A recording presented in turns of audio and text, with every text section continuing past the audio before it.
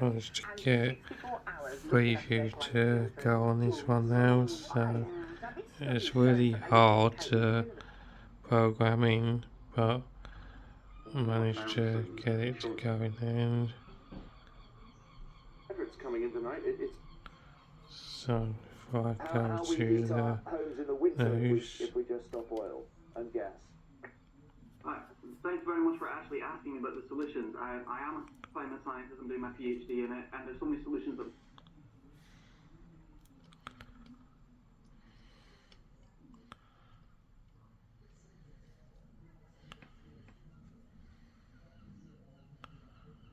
But it hasn't put any money into London, and I think the government should do that, because obviously the cost, the dilemma people have is, do I change my car, which might cost me money, or do I pay this button. charge? If we make it easier for them to change their car with a proper scrappage scheme, then that massively helps people like Go to that one, won't do it. and that's So the that's picture one measure, settings. but in the exchange I had with Sadiq, I want the mayor. I want to look more broadly at what the scheme will go ahead. The expansion will go ahead. Well, in the end, there's a decision for the mayor, but I want him to reflect on that, because I'm aware of. There's a lot of reflection going on here. Do you think the expansion should go ahead? Well, this is the problem.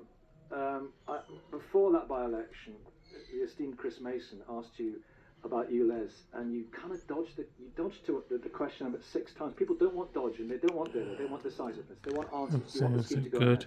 Look, I realise why you're putting this to me in this way, but we can't pretend that this is a simple political decision. You can just say yes, no, without regard to the legal context.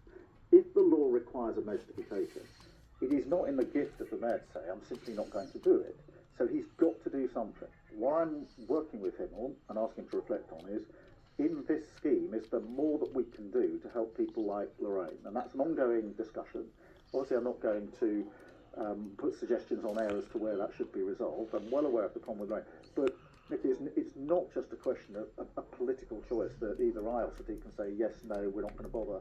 If the law requires you to do something, you can't simply do nothing. Thank you very much, Lorraine, reflecting what a lot of people are saying. Some news just in. Junior doctors in England are to stage a 4-day walkout from Friday, August the 11th to Tuesday, August the 15th. British Medical Association have announced that.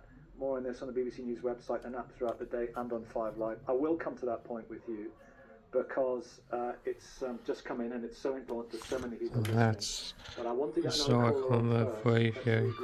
I'll get another telly in a minute, and I think it's a bit like this one.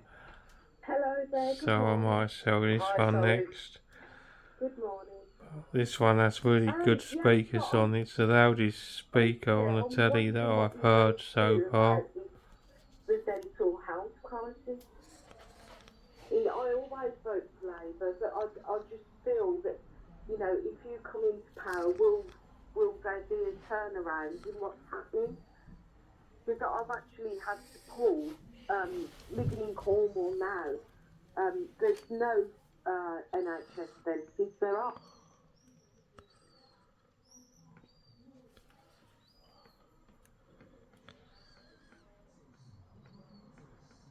But in this case, I was absolutely aghast yesterday when I saw NatWest's statement that she had admitted being the person who leaked the story to Simon Jack. It don't work what HDMI does. They then said, when they were asked by the BBC if this story was good to go, and they said yes it was.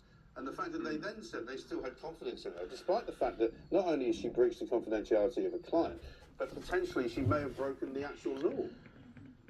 How can you have How can you have confidence in someone that's breached confidentiality of a client? It's completely ridiculous. Well, it's fundamental. Surely it's fundamental to the running of a bank, which is that